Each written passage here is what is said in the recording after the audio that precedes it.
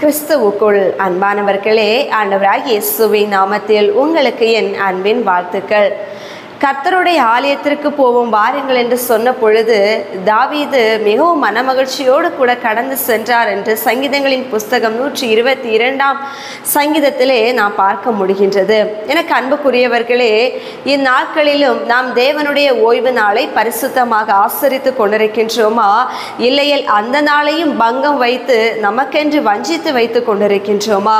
நமக்கென்று 6 நாட்கள் கொடுத்திருக்க அந்த நாளையும் நமக்கென்று பயன்படுத்தி விட்டு தேவனுடைய ஓய்வு நாளிலே ஆலயத்திலே கடந்து சென்று அமைதியோடு அமர்ந்திருந்து உண்மையோடு அவரை நோக்கி பார்த்து அவருக்கான கனத்தை மகிமையும் செலுத்தி தேவனுடைய வார்த்தைகளை வாஞ்சையோடு கேட்டு அதன்படி வாழ வேண்டும் என்கின்ற மனதை ஒப்புவித்து வாழ்ந்து கொண்டிருக்கின்றோமா? இல்லையேல் 6 நாட்கள் நான் கஷ்டப்பட்டு வேலை செய்து விட்டேன், எனவே இந்த 7ஆம் நாளிலே நன்றாக தூங்கி ஓய்வெடுத்து நன்றாக சாப்பிட்டு இந்த நாளை நாம் நமக்காக பிரயோஜனப்படுத்தி கொள்வோம் என்று சொல்லி தேவனை இன்றைக்கு அசட்டை செய்து கொண்டிருக்கின்றீர்களா? அன்பானவர்களே, இன்றைக்கு ஆலயத்திற்கு போவதனால் அநேகருக்கு மிகவும் வேதனையான ஒரு காரியமாக இருக்கிறது. ஆனால் சினிமா பார்க்க போனோன்னா சந்தோஷமாக போகிறாங்க, ஃபேமிலியாக சேர்ந்து. அரட்டை அடிக்க போகிறதுக்கும் எந்த ஒரு பலவீனமும் அவங்களுக்கு காணப்படுவதில்லை. இன்னும் சேர்ந்து வெளியே எங்கேயாவது போனோன்னா கூட சந்தோஷமாக போகிறாங்க. ஆனால் ஒரு குடும்பமாக ஆலயத்திற்கு வரணும், தேவனுடைய வார்த்தை அமர்ந்து கேட்கணும்னா ரொம்ப கஷ்டமாக இருக்கு இன்றைக்கு அநேகருடைய வாழ்க்கையிலும்.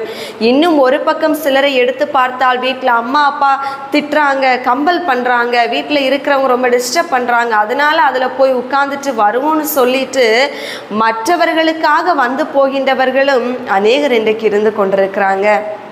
கேட்கின்ற எனக்கு அன்புக்குரியவர்களே, ஓய்வு நாளை ஒரு பொழுதுமே அசட்டை பண்ணாதிருங்கள். ஓய்வு நாளை நீ பரிசுத்தமாய் ஆசரிப்பாயாக என்று நம்முடைய கட்டளை, நமக்காக தேவன் கொடுத்த கட்டளை இருக்கின்றது.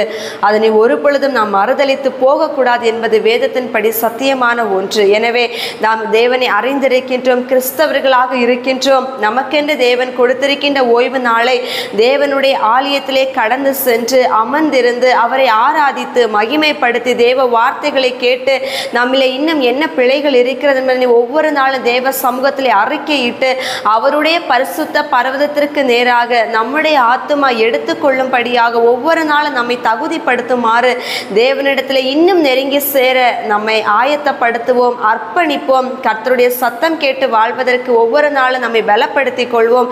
அது தேவனுடைய பார்வையில் மிகுந்த விலையேற பெற்றதாக இருக்கும். எனவே நீங்கள் சின்ன பிள்ளைங்களா இருக்கலாம், வாலிபர்களா இருக்கலாம், இல்லை வயோதிபர்களா இருக்கலாம், இளைஞர்களா இருக்கலாம், எப்போதுமே மற்றவங்களுக்காக ஆலயத்துக்கு போகணும்னு போறவங்களா இருக்காதீங்க. தேவனுக்காக, உங்களை படைத்த கர்த்தருக்காக அவரை தேடி போக வேண்டும் என்று சொல்லி உண்மையோடு கூட போங்க. அந்த இருதயத்திற்கான ஒரு உண்மைத்துவத்துக்கு ஏற்ற நன்மைகளை தேவன் உங்கள் வாழ்க்கையில நிச்சயமாகவே கட்டளையிடுவார். ஜெபிப்போமா? அன்பின் நல்ல தகப்பனே, எங்களை இம்மட்டுமாக நடத்தி வந்த தெய்வம், எங்களை ஒவ்வொரு நாளும் பாதுகாத்து வருகிற தெய்வம், உம்மை நன்றியுள்ள இருதயத்தோடு கூட துதிப்பதற்கு ஆலய பிரகாரங்களிலே நாங்கள் வாஞ்சியோடு கடந்து வர எங்களுக்கு பலனை தாருங்க அப்பா.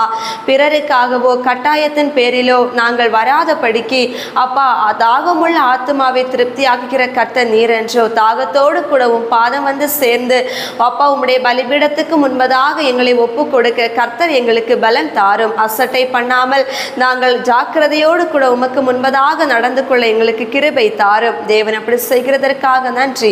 இயேசு கிறிஸ்துவின் நாமத்தினால் ஜெபிக்கிறோம் நல்ல பிதாவே, ஆமென். God bless you.